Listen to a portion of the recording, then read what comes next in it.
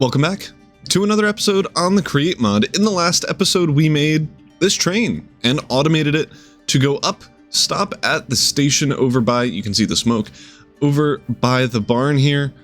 This station that we haven't decorated, but we will potentially in this episode. And in this episode, we are absolutely getting the item transportation done. So down below here, I've already done a little bit of work digging out the underground area that we're going to need to make. It's just going to be a little continuation of what we have here, with some copper going around, scooting all over the place. And then we're going to have to figure out how to pull items from the shipping containers downwards through hopefully this area. I don't know if it's going to be possible like that, but we'll see. Into the ground, into this area, and then we'll have a similar system like we have over here, where we can drop items off onto a belt, have them be shipped back to our main storage system and stored over there. Since this area is going to be mostly just delivering stuff from the train station, we're not going to have any storage of any items here. We might eventually do it later for sending items to different places if we do that,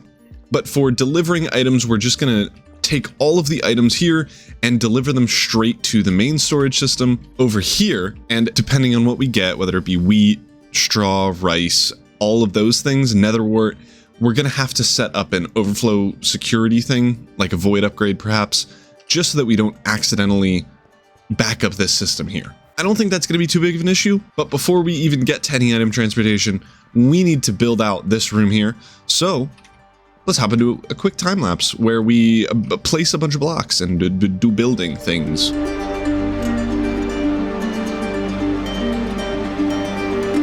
Wow, what a cool little time lapse that we just did with this room. And you can notice that I actually added some more stuff. That's because the recording corrupted and I don't have any of that footage. So let me walk you through what we did. As you saw, we built this little building. I don't have enough copper still.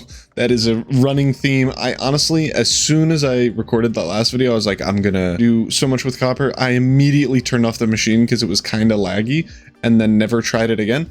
And now we're out of diorite, which I guess is something good. But other than the copper floor, what we have is a bunch of new, what are these called? Belts going all the way around here. This is because I assume I'm going to eventually want this track here to have the same system that I will explain in a second over there. But this track will also need a way to drop items onto these belts and stuff. So I'm just kind of prepping that now with having it go all the way around. And then it gets to the kind of fun part. This is the fun part, folks. It's a chute on a belt. Thanks for watching. If we go upstairs, which is now a thing that we can do through a little maintenance tunnel thingy, super fancy. We come back up here. You can see that I'm going to make sure I don't get hit by a train, that we have some portable storage interfaces that are kind of like built into the track here. And this is because when the train comes around, I built in a little portable storage interface on the bottom of the train so that it connects to this, and this with the 3 cars with the storage containers that we have on top of it. When those connects, it will drop the items down here, down onto the chutes, onto these belts that bring it all the way back to the main storage system where we like sort them and do all that fun stuff. In addition to doing these portable storage interfaces, we worked a little bit on the barn, the item transportation stuff, and set up a train with a schedule so that it isn't just a stupid little train that goes back and forth every 15 seconds. So this is the cable wiring that we made. We have 2 backpacks here for buffer inputs. This one goes into wheat, which is why it's the yellow one. But the wheat goes into a buffer chest and then in, and that comes from all the way over there with all the chutes from there, because eventually we're gonna have all the wheat go over there. We're gonna like breed sheep, do everything that we need to with wheat, and then all the excess is gonna come onto the train. The other stuff like netherwort, beautiful, is gonna go in here, which is why it's the red one. And then everything else, so rice and straw at the moment, but eventually maybe onions and cabbage and seeds and extra wheat, apparently, for some reason. How did wheat get here? Wheat got here because I'm silly and didn't set a filter to this thing. I'm gonna probably eventually just do, I'm probably just gonna have wheat, seeds, rice, and the rice boys there. Well, what are they called? Straw. Those aren't really rice specific boys, but we'll have rice and straw on this one. and nether wart so that it drops down there and goes, and the wheat will just go across. But that'll be a later me issue. And then over here, again, we have rice and straw that goes into this last kind of miscellaneous one. But another fun thing that we worked on was that these trains have schedules that can do item quantity. So if you change this here, you can do scheduled delay, but if you choose item cargo condition and leave this filter blank, that just means anything. When it has exactly 0 items, it'll leave the main train station way down there, which means it's emptied from the station.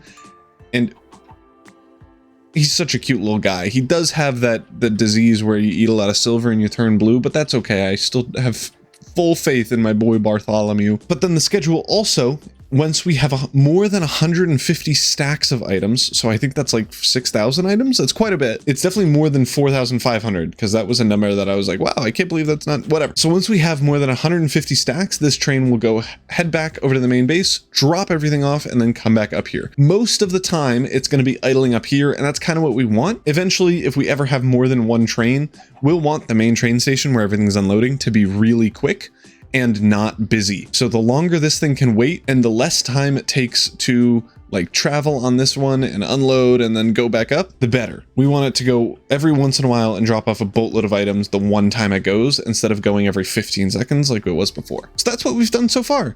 I think now we can move on to dealing with the stuff in the barn. Why is there a bee? Where did you even come from? But we've had this barn, I think since episode 23, and I have yet to do anything with it except for cut up the rice into rice and straw, which isn't that helpful. We also have these pile of sheeps not doing anything at all. This is going to be where the floor is built on, so they're actually in the floor at the moment. We need a big old makeover of this place. I think what we first got to do is set up some floor. I think I'm just going to do some wood planks because that's easy and I'm lazy. And then we can work on actually getting stuff in here. Again, I really just want to set up sheep.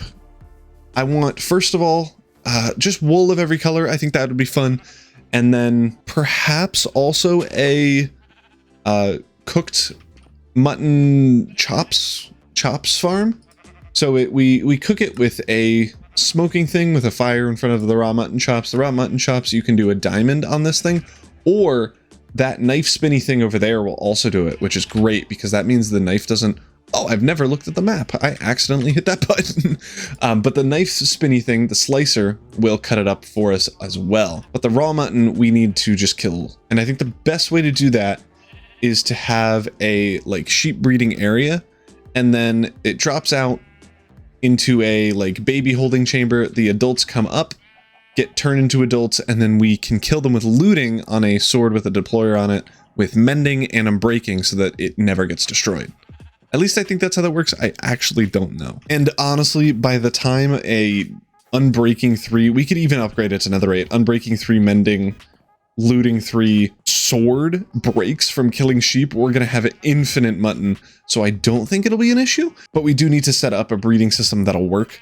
So I might have to quickly go into creative and see how to do that, but who knows. Then for the rest of the items here, I don't know what we're going to do with processing them yet. There are a couple of different food options with Farmer's Delight that are pretty good. And most of the really good ones include rice. Where can I... So like right here, we need rice, tomato, beetroot in a bowl. So stuff like that is kind of easy to do. And I think we honestly do go for this one. I'm pretty sure you can make this in a mixing thingy, but I honestly don't remember. So don't hold me to that. But I think first of all, we get the floor in and then we deal with the shoops. You're a shoop. Look at me when I'm speaking to you, Mr. Shoop. You almost did. You could almost listen, but you're too disrespectful. All right, we have a floor in now. I actually decided to go with packed mud and like little bits of stuff. Eventually, we're gonna have a boatload of things in here, so it's gonna look less brown and flat. So I'm not too worried about that. I just wanted to get something in. Now we can work with the sheeps.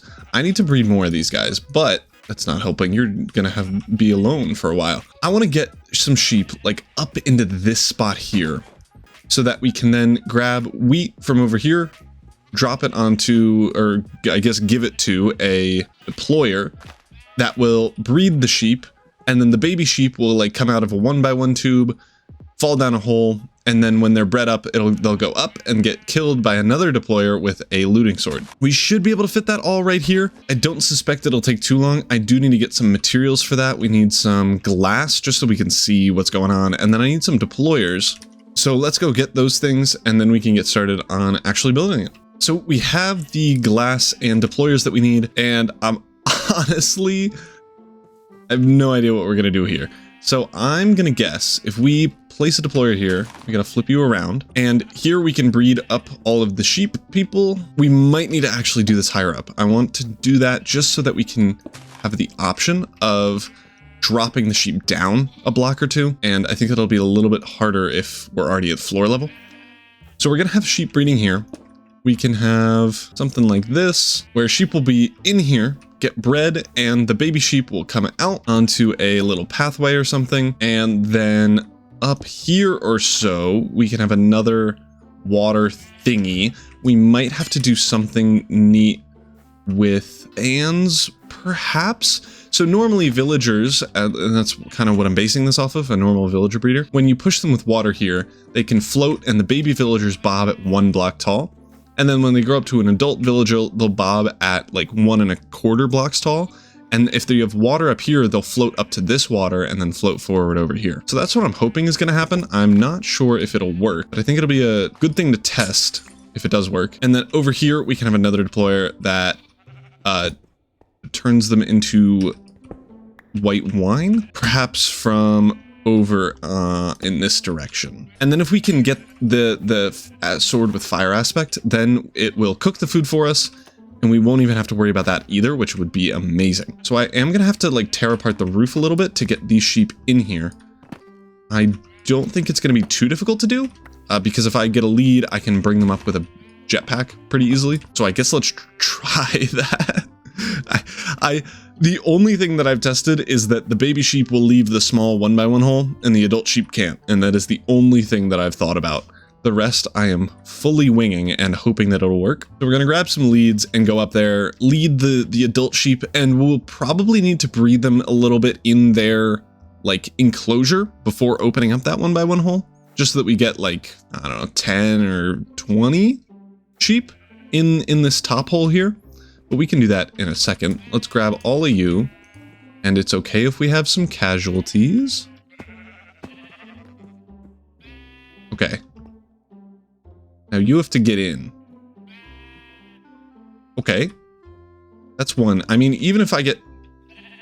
He was trying to do a 360. Even if I get 3 in here, that is still great.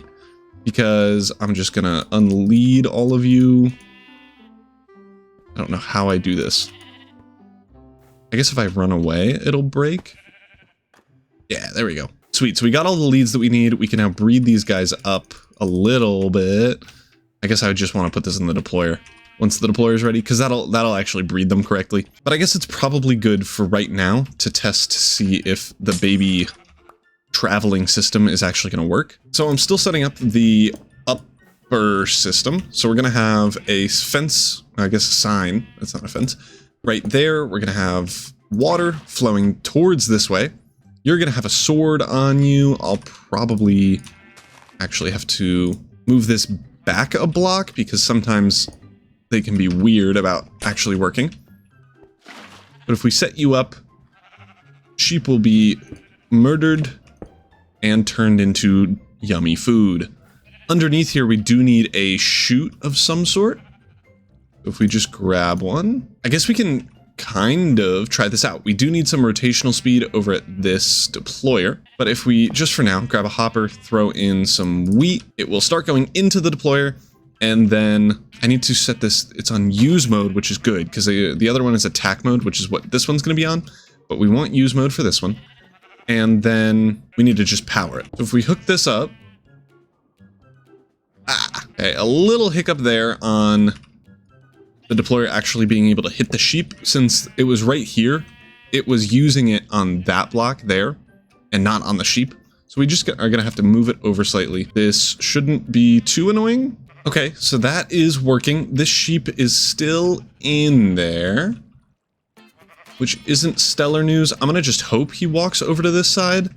If it doesn't work, we might have to throw a fan in right where this block is. But honestly, I'm not super worried about that.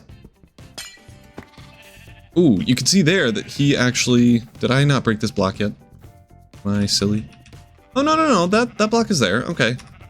So that just means that I do definitely need a fan there, because depending on which way they get squooshed, it might break, which we don't really want. Ah, it's overstressed. I am going to just temporarily rotate you.